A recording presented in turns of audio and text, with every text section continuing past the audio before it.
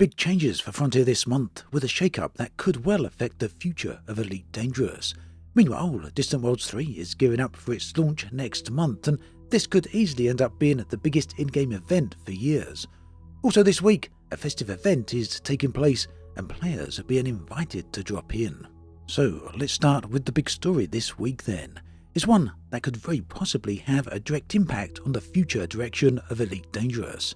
The current CEO of Frontier Developments, Johnny Watts, is stepping down from the position.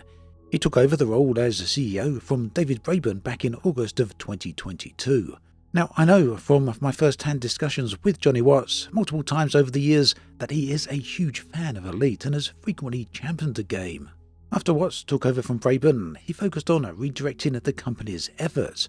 Reports online discuss how he focused on Frontier's growth and a return to profitability. He did this by transitioning the company back to a focus on construction and simulation management games, otherwise known as CMS titles. And indeed, there has been a big focus on that with Planet Zoo, Planet Coaster, and most recently Jurassic World 3. Shares this year have increased from just under £2 per share at the beginning of the year to a height of over £5.50 around the release of the new Jurassic World game, although since then they have dropped slightly to around £4.50. So the new CEO of Frontier is going to be Joe Cook, who recently rejoined Frontier this year after previously working at the company between 2014 and 2017. Cook has currently been working as the Chief Marketing Officer and will be taking on the role of CEO from the 1st of January 2026. Watts himself will be remaining on the board until May of 26, and he has said that he's leaving the company for personal reasons and to spend more time with his family. So I want to move on to a somewhat separate but very much related segment here. We're now rapidly approaching 2026, so with the move into a new year and also a brand new CEO at Frontier, the big question for all us fans of Elite, of course, is what, if anything, does this mean for Elite? Another thing rapidly approaching with 2026, of course, is Christmas. And this is where today's sponsor comes in with some rather nice Christmas ideas. This is sponsored by Extra Wallets. If you're still hunting for Christmas gifts, there's some real easy wins here from Extra. Now, I've been using their premium leather wallet, which takes a familiar bifold and upgrades it with a slim, quick access card holder. Press the trigger, your cards pop up neatly. It's also got RFID protection and room for cash as well. If you think someone might prefer something a bit more rugged though, there's also a metal wallet with the same pop-up design in a tougher minimalist shell. You can pair either wallet with Extra's ultra-thin tracker card so you can ring it from your phone when it goes missing. For travellers, Extra's Travel Pack Vacuum Kit is one of those gifts people don't know they need until they use it. The compression bag is available, as is a separate USB-C rechargeable mini pump that rapidly shrinks a stack of clothes, and this frees up space in your suitcase, keeping your gear sealed away safely. Extra's Christmas sale is now on then, with up to 50% off, and my community gets an extra 10% on top. Use the link in the description and the code OBSIDIANANT2025 for savings of up to 64%. But let's keep this grounded, let's be realistic. We've got some really good news, some middle ground news, and some news which I would put in the negative camp. So let's go through each of those step by step. And I'm not going to put any spin on these. Those of you who have watched this channel long enough know I call these as I see them. So in the area I would put as the bad news, this is the loss of the Frontier Unlocked live streams. Yes, this has been a few months now, and I don't want to rehash old ground. But the reason I bring this up now is because Frontier recently announced that the next Elite Dangerous devlog is set for February. So on the one hand, this is entirely understandable because of course, just like many others are about to be on holiday, so is Frontier. But the point here is that means it's going to be 3 months without any news on updates or future direction of the game. The last devlog was November. Now, whichever way you look at this, that is a big change because Frontier Unlocked gave us a monthly update and insight into development progress on Elite Dangerous, and that's something I definitely miss. Whilst the Frontier Unlocked live streams were perhaps a bit on the long side and they covered all games collectively, they nonetheless gave us a monthly look at what was going on with development of the games and really assured fans that things were progressing nicely and smoothly. That said, it's not unusual for Frontier to take a break over the end of the year period, and in fact they do this pretty much every year. But like I said, 3 months between devlogs is a very long time indeed. Now, the other news I want to look at today is the player numbers. The player numbers themselves, of course, are not bad, not by any means, and Frontier have worked very hard on Elite over the past few years, and all of the updates they've been focusing on have kept players both returning as well as engaged, and we've even seen the player numbers increase over the course of this time. But if we look at the recent numbers on Steam charts, it does tell us a very specific story.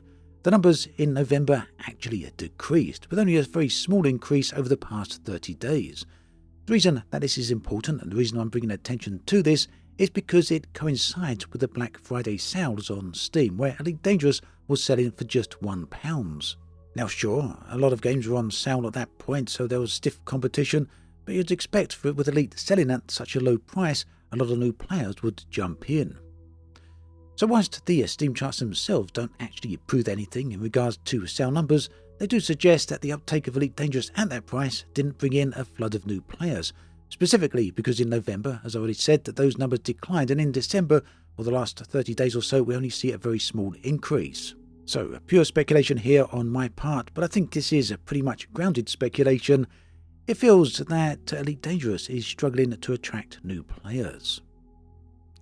Moving on, we come to the good news, and this is really good news because we know that Frontier are working on some pretty big updates for Elite, and these will be released early next year.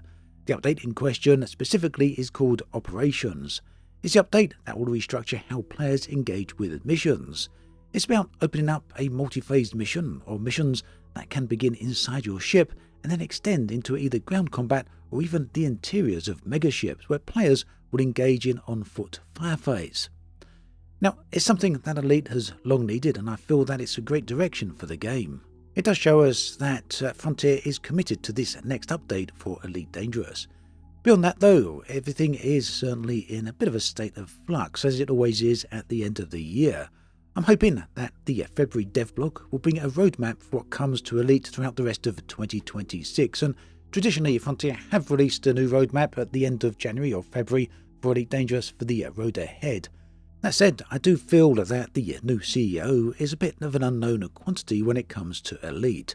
I know from personal experience and discussions with the previous CEOs, both Johnny Watts and David Braben, that they were huge fans of Elite Dangerous, and this is no secret, they've said this publicly many times before. In other words, the implication here is that as CEOs, they'd push Elite Dangerous forward. The new CEO, Joe Cook, is a little bit of an unknown quantity in this regards, and I guess, as the saying goes, the proof will be in the pudding. We'll have to wait and see how things pan out with this.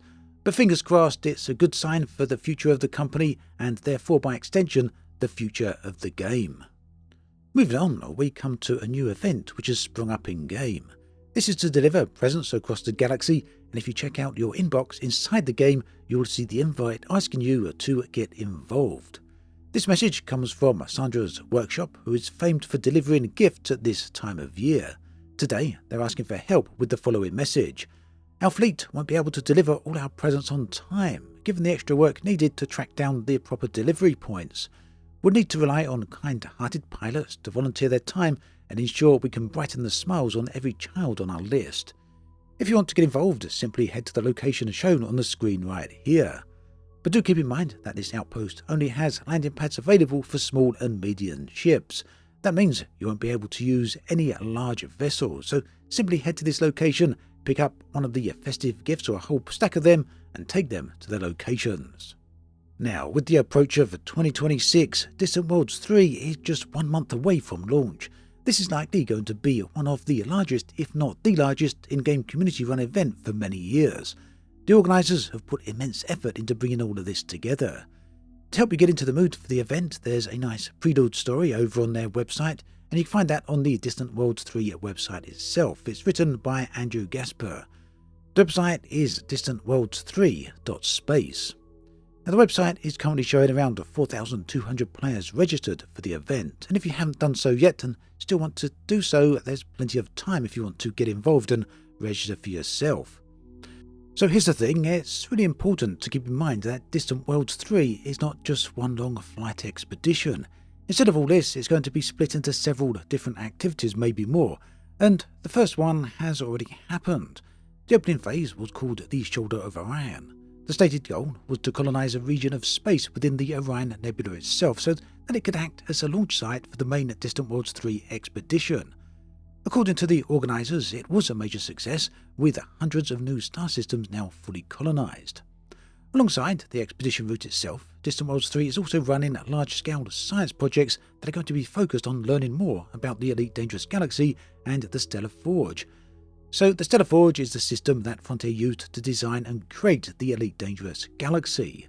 The organisers of Distant Worlds are using this as an opportunity to better understand the game. As such, there are 4 planned research campaigns. The first is Stellar Density. This is looking at how mass is distributed across the galaxy using data collected along the route. The second is Stellar Properties. This one is going to be focused on gathering a high volume of system scans to support sector-based generation analysis and help identify unusual systems. In short, this is all about understanding how systems are generated and where you're most likely to find specific types. Third, Exobiology and Geology.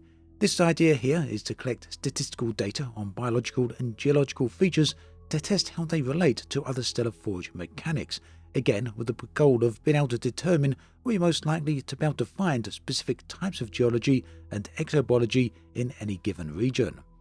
And then we have Colonization and Properties. This will be investigating whether system or planetary traits affect available surface or orbital colonization slots. So the goal here is about conducting a whole range of different experiments and data gathering that will better allow players to understand how the galaxy is structured in order to determine and locate the specific types of things they're looking for ahead of time.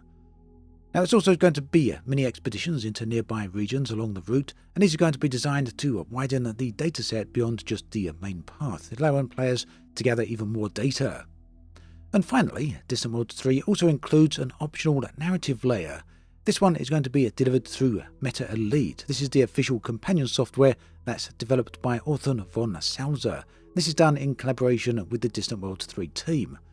So Meta Elite is being used to deliver story content through missions and quests. Basically, this is a piece of software, an app you can use that will connect into the game via the game's API.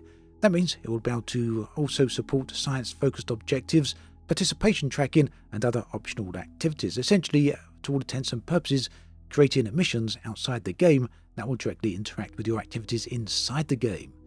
The organisers have also noticed that some missions may use existing in-game NPCs aboard official Distant Worlds 3 fleet carriers as contacts.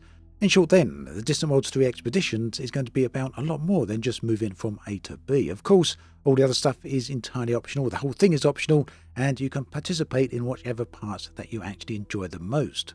So there we have it. That's all the news for this week in Elite Dangerous.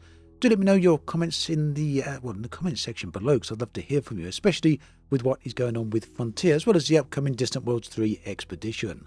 My thanks again to Exeter for sponsoring this video. Do check out those links in the video description. Take care, and I'll catch you next time.